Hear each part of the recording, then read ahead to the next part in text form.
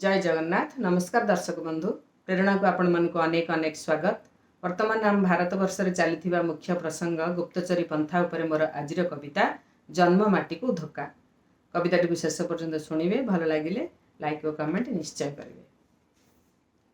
जन्म माटी को धोका सह चका आखि की भी धोका। चका आखि जे सबू देखुची खोले गुप्तचरी मुखा।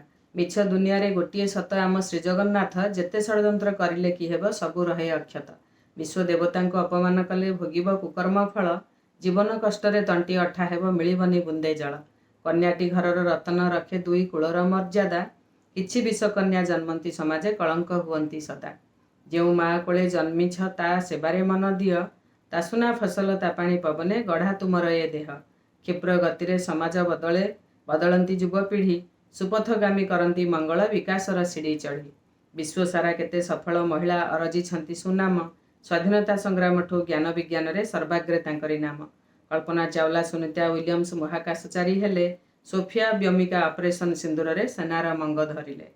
ग्रेटा थनबर्ग स्वल्प बयसरू व्यस्त परिवेश पाई आध्यात्मिकवादी ज्ञानी गुणी समाज सुधार पाई। सुज्ञानी विज्ञानी गवेषणारत एका करी दिवानिशी। जीवन तांकर करंती उत्सर्ग विश्व कल्याण करंती बसी। करुछु जनान आहे मूल प्राण तुमरी सुदया हेउ। सुयोग्य संतान जन्म लभंतु गुप्तचरी पंथा जाऊ। भिडियोटी शेष पर्यंत देखि बहुत बहुत धन्यवाद।